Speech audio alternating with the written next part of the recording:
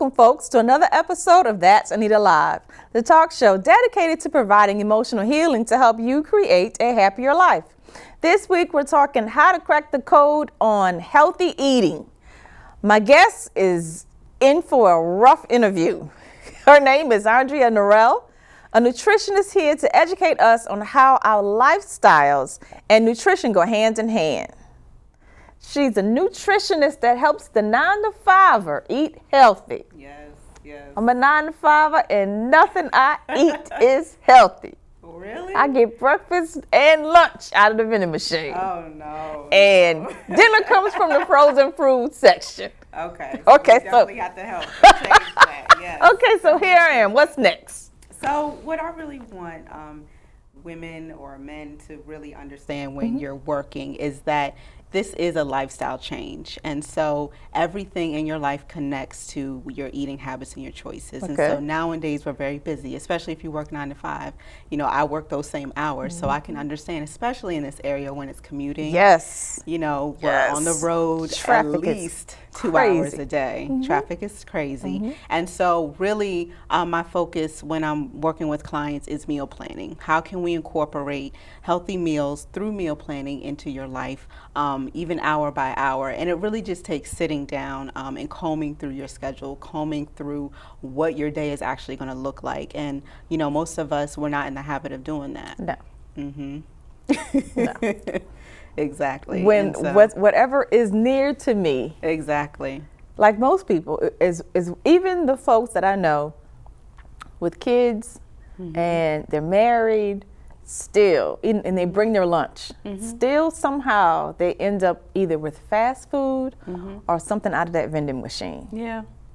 Well, really, it goes back to biology, because if we don't plan, you know, like the saying goes, if we don't plan, we plan to fail. And so when we're not planning, our bodies then dictate what choices we make, because it's in it for survival. It's saying you can do whatever you want, but I'm gonna survive. And so you crave whatever is around you, and typically whatever is going to get your blood sugars up, whatever is going to get your energy up immediately, those are the things that are high in sugar, that are high in fat, because they give you that immediate rush to get your body levels and energy back to normal. Now, what about all of these horror stories that we see on the internet?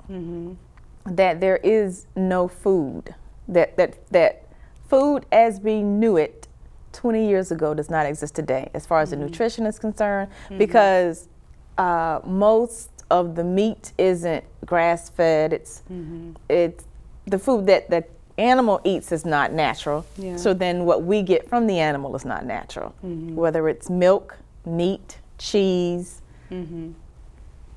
So we argue in my office because I say what you're eating is not food either. Right. Well, What does the nutritionist say? A lot of that conversation, we have to go back to where we were 20 years ago, for instance, and where we are now. Okay. Technology has changed. We have to think about environment. We have to think about global warming. We have to think about when it rains. We have to think about, it's all these different factors, the farming industry. And so when we say, okay, food isn't the same as it was 20 years ago, it is changed. You know, our lives have changed. You know, what we demand from our food to last longer, you know, in our refrigerators or in our cupboard, whereas before maybe we were cooking more. And so there wasn't that demand to have a certain type of, preservative in our food. But now, because we're working longer and, food spoils a lot faster, and then that's dollars and that's money. So it's all a trickle effect as to where we are now with technology and, where we've grown. Our food industry grows with that. So have you always been involved in or interested in healthy eating? I have. So it's a funny, not funny story. It's kind of interesting when I think back as to how this all happened. Okay. I remember when I was in the first grade. I don't know how I remember this, but we went on a field trip to the grocery store. Okay. And I remember thinking to myself, again, it's crazy. I remember thinking to myself, I saw an eggplant and I was like, I wonder what this does to your body. I remember that question in my head. And then I kind of let it go. And then I remember as I got older, you know, going grocery shopping with my parents. And I remember my parents just having all this like junk food in the cart. And I would be the one like, why do we have all this junk food? And like picking stuff out the cart and putting like fruits and vegetables in the cart. And so as I got older, my mother had a daycare and I used to do her menus for the daycare. And so from that field trip to really just being more aware of what we're eating and then doing the menus. Are you the only That's child? how, no, I'm the oldest of six children between my parents. So I'm sure your younger siblings, when you started hollering, why is all this junk food? And they were like, well, if you don't want it, hush. Nobody ruin it for everybody else. asked you nothing. No, Leave me and they were my pretty Skittles. cool. Yeah, I mean, and our family, we like you know the snacks and the junk food, and that's what I try to tell people. You know, it's not about never having those foods. You know, there is room. We just want it's a balancing act for sure. So it's not to say it's an absolute like you can never have chips or you can never have this, but Whoa. You know, when that consumes, okay, I haven't had lunch and it's 2:00 and I'm hungry and that's the meal I eat, that's where the work can start. Okay, so then let's start the work. You ready? Start with the first meal of the day. Mm-hmm. Breaking the fast. Yes, breakfast. What is your suggestion? Well, eat breakfast. A lot of people skip it. Yeah, we do. A lot of people We do. skip it, and their first meal isn't until about 11 or 12 o'clock. And so a lot of people don't realize, you know, as soon as they assume, oh, I ate some breakfast. But then when we actually sit down and go through, okay, what time did you eat breakfast? It's like, oh, 11, 12. Okay, so that really was lunch. So you slept from 12 o'clock and you didn't eat until lunchtime. You had a small lunch maybe. Okay. From the vending machine, you know, now you're commuting home. It's about 4 o'clock, 4:30, you're commuting home. Mm-hmm. You're frustrated, you're stressed out, you know, maybe cursing people out on the road. So can food your affect blood that? sugar is low. Yes. And when your energies are low, when your energy is low, it's an indication that your blood sugar is low. And so your mood shifts because, you know, the term hangry. You're hangry. And so you're lashing out because your body is like, I need some type of energy. So instead of popcorn, 9 o'clock in the morning, what should I be eating for breakfast? You can have oatmeal. You don't like oatmeal? You can put some fruit in it. Put a little bit of brown sugar. Jesus. Some fruit. Y'all can have oatmeal. Yeah. Well, what do you like? Y'all can popcorn. Y'all can have oatmeal. You have cereal. You can have hard-boiled eggs. You can have an omelet. What about just dry cereal with no milk? You could have dry. It depends on what kind of dry cereal. If we're talking about Fruit Loops, I wouldn't just eat Fruit Loops with no milk. Oh, no. It's a lot of sugar. That's why we're eating it.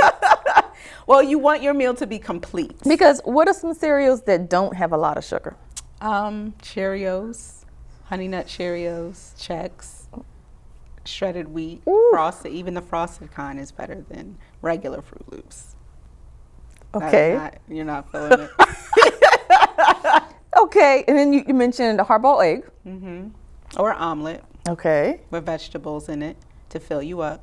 And then here in the DC area, we really have no excuse because most of our buildings have cafeterias. They do, yep. And those cafeterias are open for breakfast and They are. lunch. They are, and they have good options too. So and that's the thing. It's about, okay, making the choice to say, it's a conscious effort, you know. And a lot of times when we're talking about the busy, you know, 9-to-5 schedule, you know, we work through our meal times. You know, when I first started practicing, me and my other colleagues, we would skip lunch or we would skip breakfast because we're working through that. And until there was a conscious decision to say no at 8:30, even if it's just 20 minutes, 20 to 30 minutes, we're going to get something on the go and we're going to stop and we're going to eat. So and that's the part that gets hard, trying to fit it in your schedule. So a lot of times when we're given with that knee-jerk reaction to say, okay, I've skipped my lunch, now what do I eat? You grab the thing closest to you versus, again, with meal planning, you plan it out. Even if you only have 20 minutes, since you plan it out, it's typically healthier and you can eat it within 20 to 30 minutes and hopefully stay on track. Your face is like... Y'all, these options are just not tantalizing to the taste buds.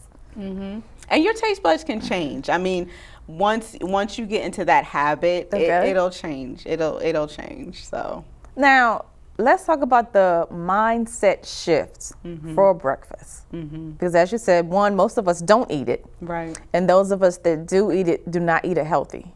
Right. So what happens, or what are some of the habits that we can take on to help us make that mind shift change to have a healthy breakfast? One of the things I encourage people to do is to slow down in the morning. Maybe it's, and I'm talking to myself too. So maybe it's getting up a half an hour earlier, to say, all right, I'm going to get up and I'm just going to, even if it's just sitting in the bed, and just sitting there for a second. And then you have time to think about, okay, what is the next step? I also encourage to plan your meals the night before. So even like a hard-boiled egg, or planning if you want an omelet or if you want oatmeal, even taking it to work in a sandwich bag and saying, okay, I'm going to take it with me and I already have it prepared. So you want to set yourself up that it's an automatic habit versus, in the morning you want to be on autopilot. It's hard, at least for me it is. It's very hard for me to think about what's supposed to happen when it's 6 o'clock in the morning. No, because it's feet to flowing out the door in 20 minutes or less. Exactly. So you need everything to run on autopilot and to set yourself up. It's close out. We just grab the food in the fridge and we're out the door. Because by the time you come to, it's 9:30 and like you're a little bit, with it. And you're like, oh, I haven't had breakfast, And by that time it's like, all right, well, I'll just wait till lunch. For me, is I get to my desk and a lot of the people that sit around me telework. So when they're in the office, if my stomach growls, then I'll go and grab something from the machine. Yeah. But if my stomach doesn't growl, I don't really feel like it'll be 2 o'clock before I eat anything. And I will not even have realized it. And that's the thing. You want to prevent, okay, now that my stomach is growling, now it's eat. That's the point. It's like, all right, I'll feed you. Right. It's like we're making our last ditch effort here. That's what your body is saying. So we'll be right back with more from the Good Nutritionist we covered breakfast, so when we come back, we will do lunch and dinner. What if I told you that you could stop the negative tape from playing inside your head /ebook? And we're back with Andrea, the expert nutritionist. And we did breakfast before the break. Yes, we talked about breakfast. So now lunch. Lunch. Which is difficult because there are fast food options everywhere. How do you eat what you brought versus buying what you want for lunch? And that can be a difficult one, especially, and it's holiday time or it's a birthday party and there's so many appetizing options and you're like, I don't know if I want this sandwich today. But the way, to combat that is, don't put so much pressure on yourself to, say I have to eat what I brought. But maybe you could split it up and say, okay, I'm going to have a mid-morning snack as my lunch. Okay. Participate in, the party or the celebration without overindulging, because maybe you had something in your lunch an hour before, and then after the party, before you go home on your, hour commute, have the rest of your lunch, and then that'll hold you over until dinner. So you can split up your lunch if you brought it. Again, it goes back to that planning stage too. So planning it the night before. And also, I want to encourage people not to feel like they have to plan every single day of the week. Typically with my clients, I tell them to start with the meal that is your most challenging of the week. for instance, for me, it's dinner. Dinner, I cannot think of a dinner to save my life. So that's the one I have to plan. Lunch, I'm pretty good with. So if lunch is your trouble spot where you never eat it or you never know what to get, focus just on that for the week, and then you'll learn, okay, this is the types of choices I can have for breakfast, and then dinner will follow. Eating according to your blood type. What does that mean? Well, there's research that doesn't necessarily conclusively say that eating according to a blood type can help or not.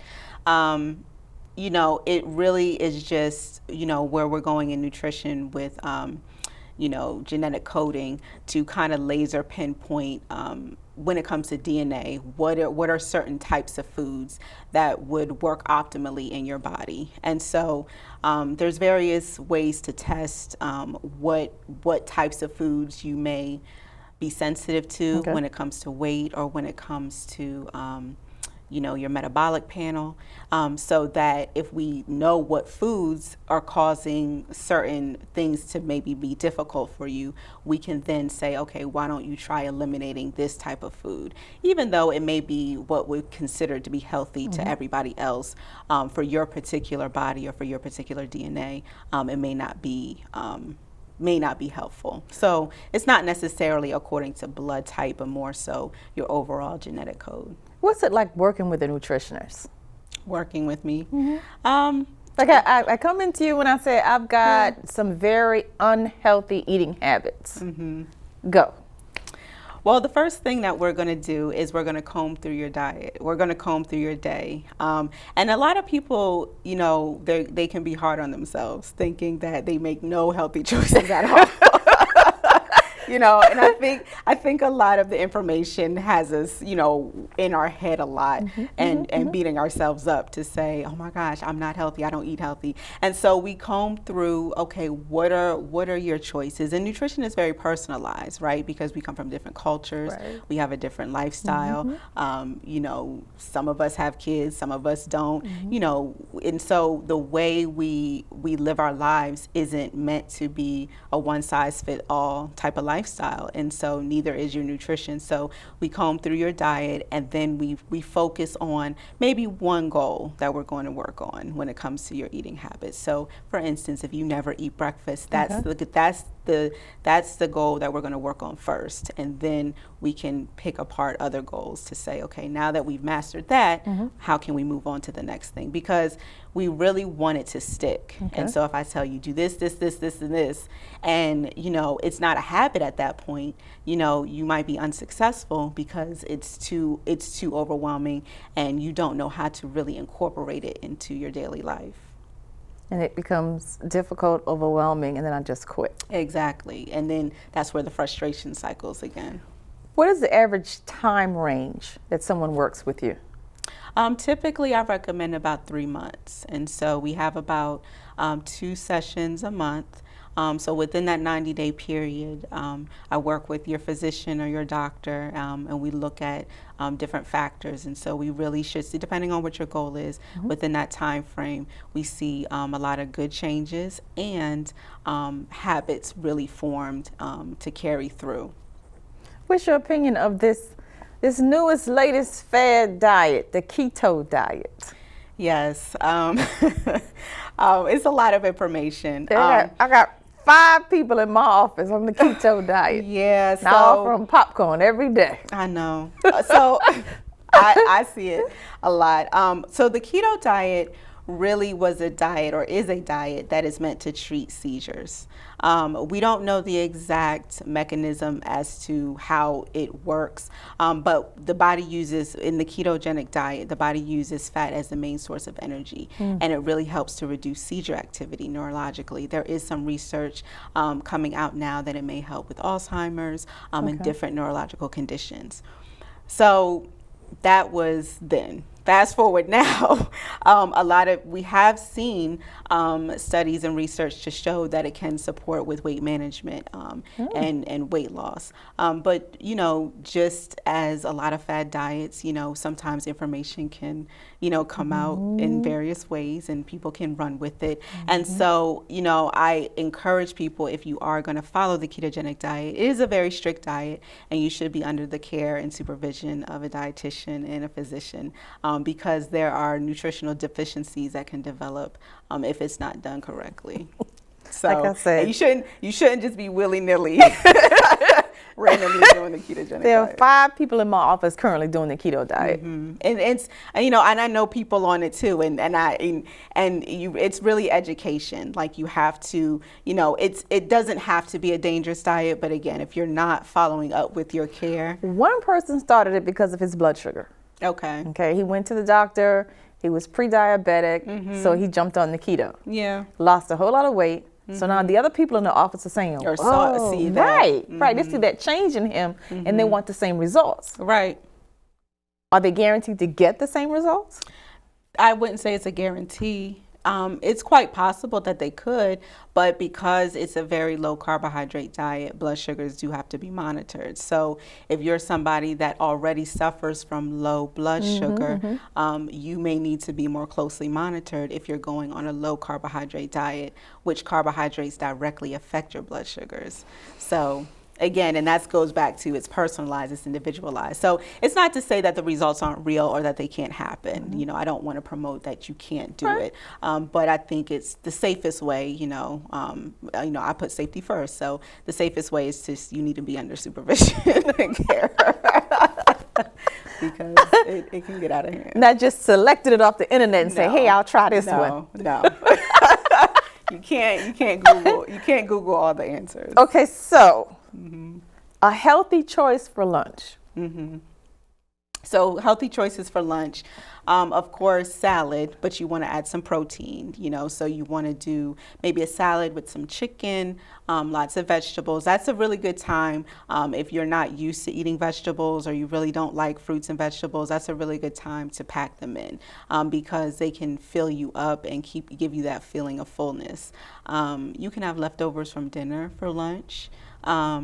You can have, of course, you want the lean proteins. You know, the thing I tell people, you know, you don't want to just have like all carrots for lunch or something or have like all cookies. Like you need to kind of mix it together. So if you're having pizza, for instance, maybe have a salad with it versus just pizza alone and a cookie and a soda. Have some salad with it and that will help you decrease the amount of slices of pizza you eat. So mix and match it.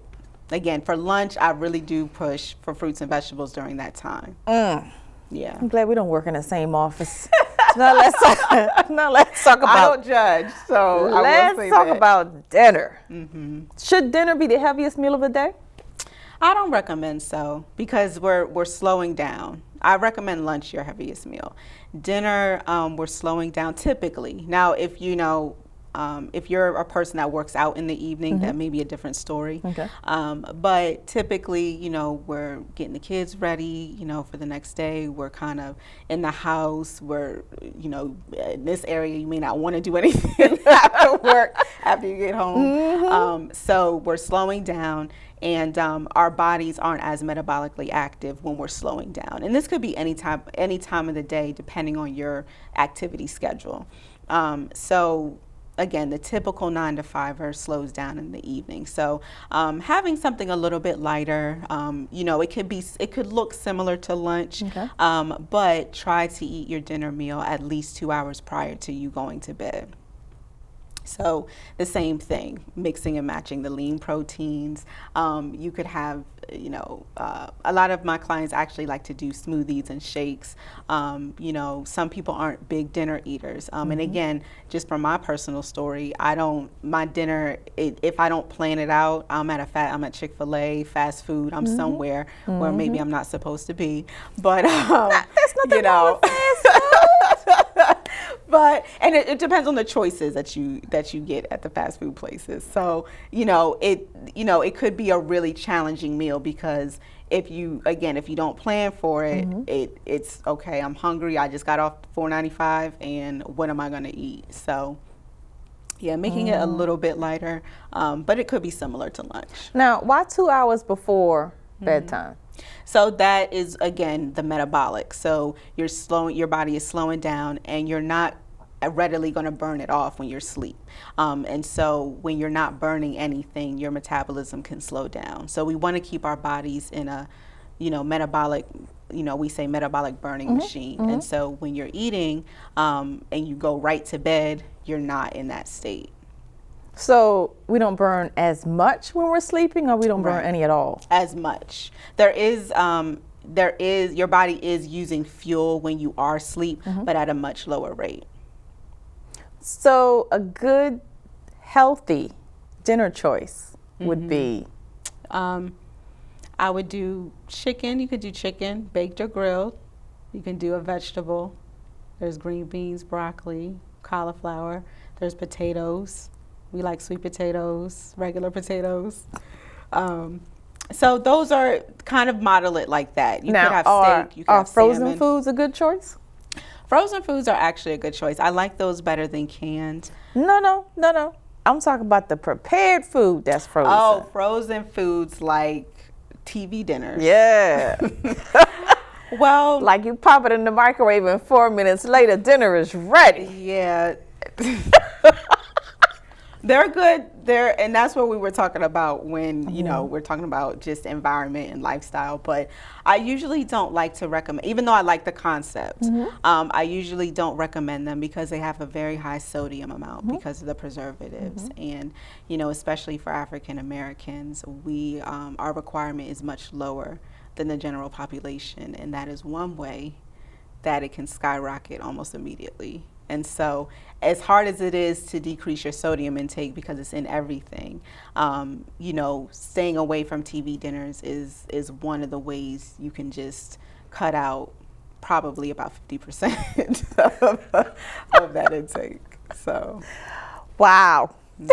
Yeah. Eating good food helps you feel good inside. As Andrea said, eating healthy will give you more energy, confidence, better health, and peace of mind. Pursue your life with purpose and passion by choosing what you eat carefully.